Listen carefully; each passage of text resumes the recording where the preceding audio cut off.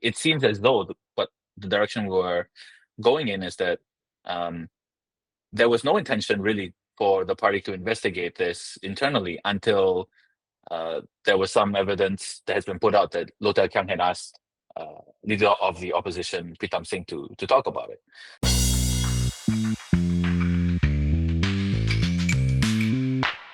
Hello, Vanan. How are you? Good evening. Where are you in the world today? I am in Singapore. Good evening, Daniel. How are you? I know that you're Yes. in Shanghai, so I've changed my background to try and match you, even though I'm in Singapore. Sure.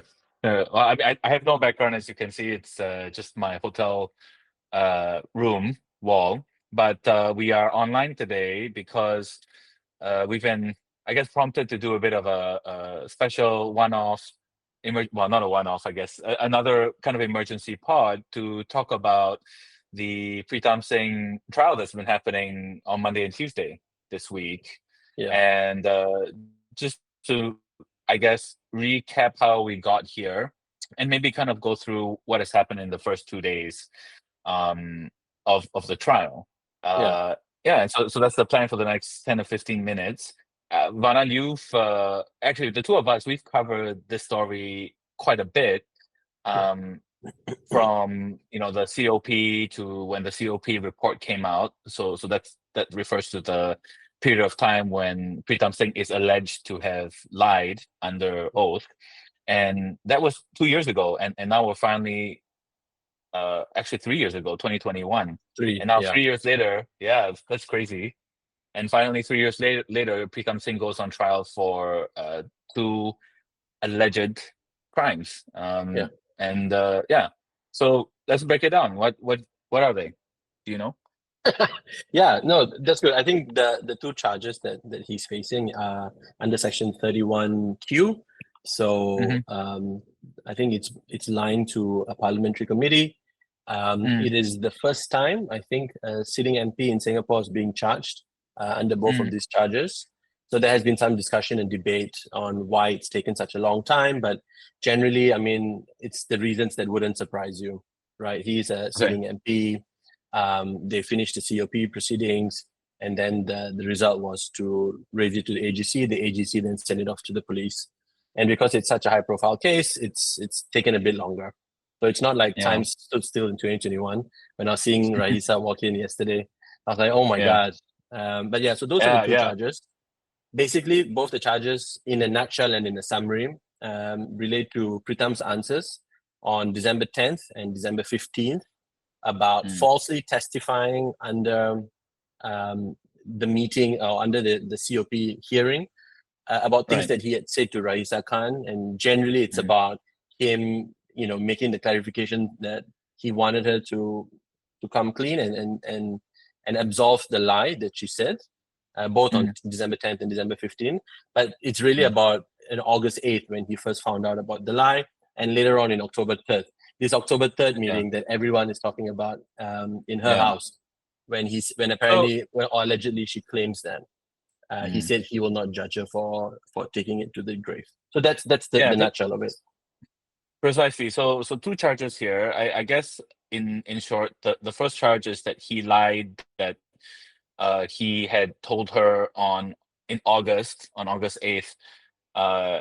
According to Raisa Khan, her testimony or her testimony during the COP is that he told her, or it was somehow alluded to her, that she doesn't have to come clean. And during the COP, he said, no, I said, or I gave her the illusion that she has to come clean.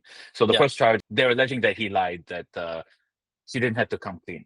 Then the second one, like you mentioned, is he continued to allow her to lie, whereas he claims that he did not continue to allow her to lie.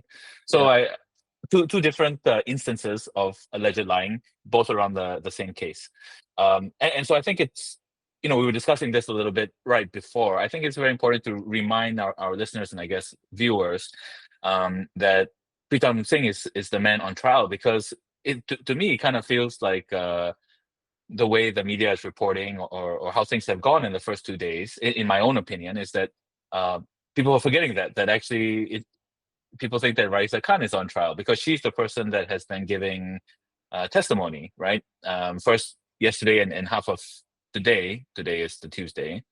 She was the prosecution's witness, and then the rest of today and perhaps maybe a bit tomorrow, she'll be cross-examined by Pritam's leader of the. She'll be questioned by leader of the opposition, Pritam Singh's lawyers. So I mean, I think that's a interesting kind of way to think about it. I mean, I know you have also been following the testimony online, so I think it's also important to say that we're not there, right? I'm in Shanghai. You're in some office. So what have you seen so far? How do you feel about how the both sides of the court have been arguing their case? Yeah, look, so you're not in Singapore, but it's not like we're getting live parliamentary feed. Everyone's kind of following the Straits Times live update. So I guess the caveat here is we are all pretty much getting the same information from the same source. It's kind of fun and interesting as the journalist is writing and people are following it, kind of what is happening. I mean, when I look back in this, or when people watch this podcast episode down the road, it's completely crazy, in my opinion, on what has happened from October 14th and October 15th here in Singapore. Simply because, like you said, right, Raisa, the old nemesis of the Workers' Party, and in some cases, 2021 is back. It's a lot of rewind and a lot of replay from what we thought we knew in 2021. The timeline is excruciating to follow. You know, it's almost day by day from August 4th, 2021, all the way till December, where the COP hearing took place. So I can understand why, you know, it can get really confusing. And, you know, to your point, yes, it does seem like Raisa is here again and we're all redoing the same story. But, you know, from a purely factual basis, it's a 16-day trial from October 14th all the way to November 13th. And it's kind of split out. So I guess this is the phase where Raisa takes a stand and we're going to examine all of this.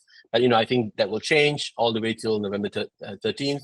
I think, you know, being here in Singapore and just following this, honestly, from my personal opinion, this is just so crazy, honestly. At the end of the COP, when they came out with their deliberations, you know, Raisa was fined $35,000, right? $25,000 for two of the lies that they lay directly to her. And the last $10,000, they said, it's a lie, but it's because she was kind of led on to make that lie. So that was $10,000. So all in all, $35,000. Irrespective, I think, of what happens at the end of the 16-day trial, Pritam, we think, or according to the AGC statements anyway, most likely will get either a fine, be acquitted, but the fine is about $7,000, or at least that's what's being reported. So the scale of what we are all dealing with in the last 2 days is really for 7,000 Singapore dollars. I guess you could make the case. It's not about the sum; it's about the principle. But of course, you know, it is a little bit exhausting. And if you follow what happened on Tuesday, it's even more crazy. Just the way the people are talking about WhatsApp messages and emails. I don't know how much more nitty gritty we are going to get, but I'm already a little bit exhausted on day 2, to be honest. Yeah, you know, one of the things that I did to prepare for this episode is during lunch today and on my way back home to the hotel, I listened to what we covered 3 years ago, and there are some new pieces of information that I think are quite interesting that we didn't cover in the timeline before, and I wasn't sure if they had been part of the, I guess, zeitgeist or the description of how things went down. But apparently, as the tension ratcheted up against Raisa Khan by, you know, first Desmond Tan, who at the time was SMS in the MFA, who asked her to clarify some of her statements, and then later on, Minister Shanmugam again asked her to clarify, and she continued to lie at that point. Low Tia Kiang actually had a discussion with Pritam Singh at some point in October, and had suggested to Pritam Singh that he should call a disciplinary committee into this case, and only then, right away, then did that happen. And so I thought that was a very interesting piece of evidence, because it seemed like, okay, how things went down back in 2021 was that okay, the pressure seemed to be on Raisa Khan, and the Workers' Party wanted to fully investigate it. But it was actually, it seems as though the direction going in is that there was no intention really for the party to investigate this internally until there was some evidence that has been put out that Loh Tai Kyang had asked leader of the opposition, Pritam Singh, to talk about it. So Yeah. that's an interesting fact. And I'm sure Loh Tai Kyang will take the stand in the next couple of days, and we will get more information from him. I think the other thing that's very interesting is as I'm even now quickly reading up on the last couple of hours in court, that the defense attorney, so Pritam Singh's lawyer, has now put in a request to I guess the term is to Impeach. to impeach Raisa Khan as a witness, saying that she has actually given different accounts of the same time period over the last 3 years. So again, neither of us are lawyers and neither of us are experts in court proceedings, but I thought this is quite a wild 2 days to start with. Yeah, I mean, at the end of it, I think every Singaporean might be an expert in law matters now. But I think you're right. Especially I think we just had another. This is the second big case in like a month, right? Yeah. I mean, let's wait and see. I think that we will be finding out way more information. I think we wanted to do the podcast because we wanted to just kind of give a breakdown. But really, I think there are two things, right, that we were talking about that we wanted to kind of extract and maybe put the lens on to see whether people are also thinking about it. For me, let's start the first one. The first one is what's going to happen to Pritam. Will he not be the leader of the Workers' Party anymore? Will there be a chance that he won't stand in the GE? There's some conversations in public media around, is this a way to get rid of the leader of the opposition? And I don't think it would happen, right? Because it has been reported in the media that the prosecution is not seeking a fine more than $7,000, and that is below the $10,000 limit that if a sitting member of parliament is found guilty and has a sentence of a fine of more than $10,000, then they will be ineligible to hold their seat. So I don't think there's going to be a problem through this particular case that would prevent Pritam from remaining in his current political position. He could get 7,000 or not if he's acquitted, and even the maximum charge, if they are seeking for by the prosecution, will not lead to him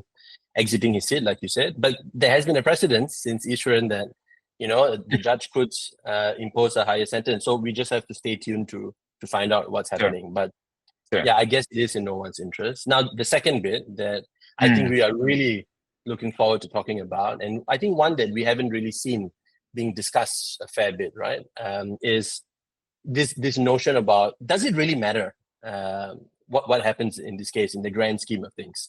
And we have mentioned it a few times in the pod. Next year, at some point, it will be a general election year. Now, this is a very political story. At the end of the day, it is about the leader of the opposition. What this might mean for Singapore in an upcoming election year. I don't want to put words in your mouth, but you think this might be a non-issue. Is that right?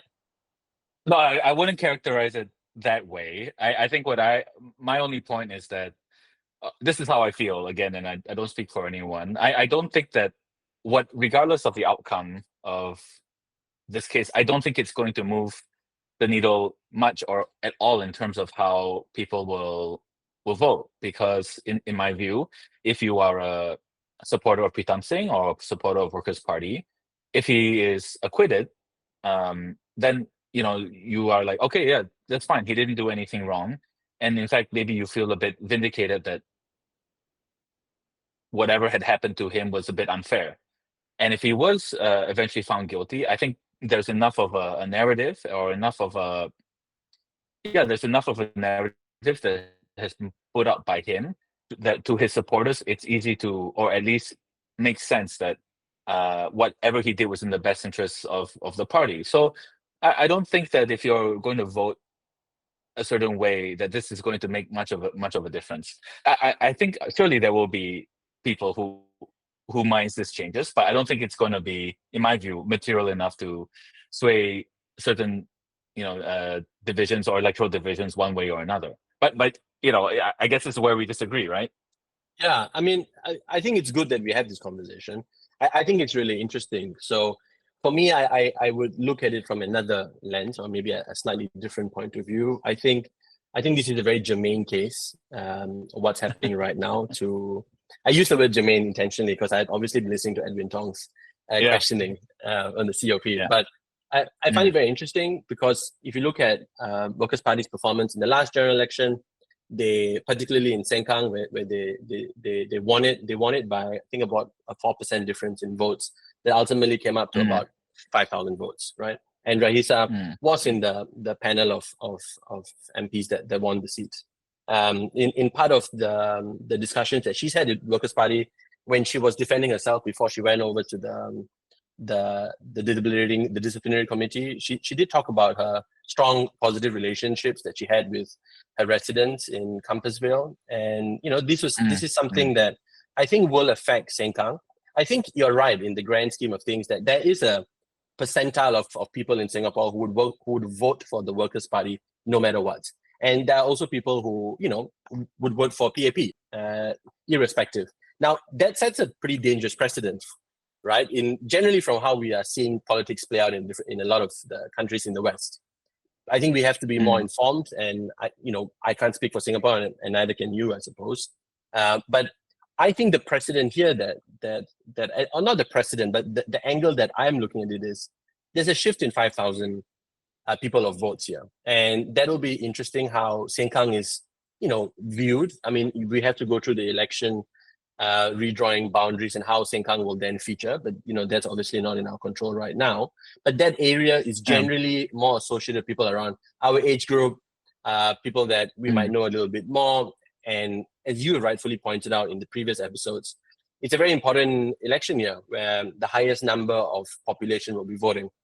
Now, in my opinion, when this all happened in 2021, I think the real public enemy, or at least was seen in Singapore, was Raisa Khan, right? She lied. She did something that she was not supposed to do, and she continued that lie. Now, I thought Pritam came across as someone of a poor leader, but not necessarily someone who had any mean intentions. Now, I think the outcome of this case is important because if it's proven that he's innocent, right, then there'll be a lot of positive reinforcement, particularly in the demographic that we are from. Where a lot of people would have just got their BTOs, a lot of people would have just got their HDBs. They might have been staying there now for 4 or 5 years and maybe looking for change, right? Because they were the ones who voted for Sengkang. Now, that positive reinforcement might widen that gap in Sengkang. Of course, I know that Pritam is not running in Sengkang.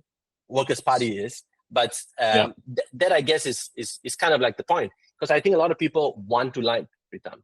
But if the adverse is true and he loses this case, it's proven that he's lied, and actually he is a main proponent for pushing this lie that Rahisa said.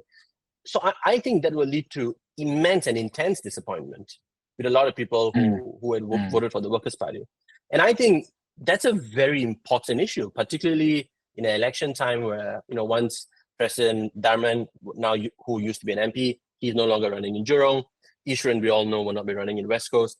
There's a lot more things up for grabs, and I think the political cycle is something that we need to take note of, and I think there could be changes depending on the outcome of this general election. So I want to say clearly that I think actually, I mean, this is not a podcast about Sengkang, but I think that the party, the PAP, has a good chance of winning it back. My only point is that I don't think that the outcome of this election will make a difference, right? Because Sengkang, it's a new estate.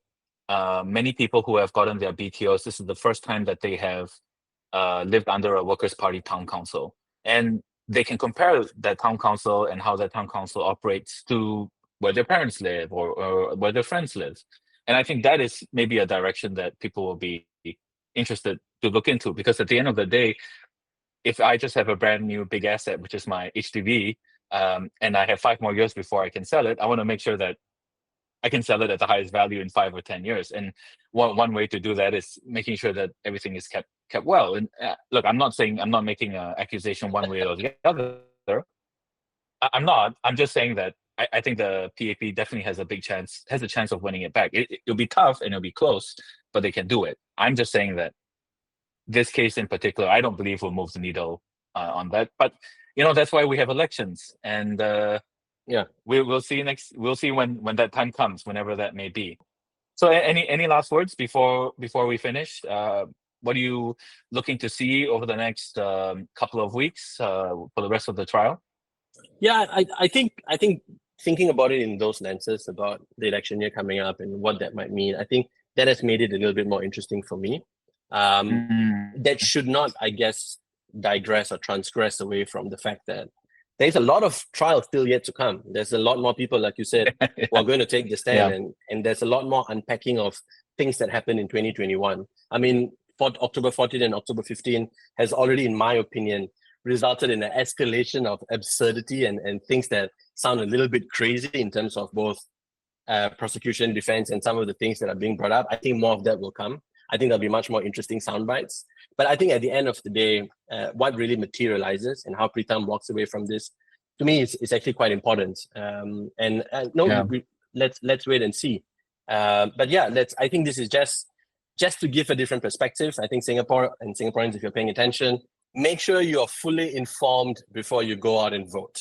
Because if you look at what's happening in the US and the UK, I mean, you can say whatever they want. All kinds of lies and disinformation are being spread, and people seem to believe whatever they want to believe. So, yeah, come on. No one in Sengkang is eating the cats or the dogs, right? Yes, absolutely. No, look, I think that's really good. I mean, when we get more and there's more to dissect, we'll do another one just to kind of round up. We'll be back. I've been told that we have to come back in a couple of days and talk about the rest of the week, so we'll tune in then. But before I go, since we do also work together, I also better declare someone gave me some gifts yesterday. This is tea, just to make sure that we're all on the level. Someone also gave me rice porridge. So I just want to declare these gifts. If it's vegetarian, I don't care. Okay. All the best. See you soon, Dan. Thanks, Vanan. And for those who have forgotten about us, we are Local Politics. No agendas, just answers. See you soon. Bye, guys.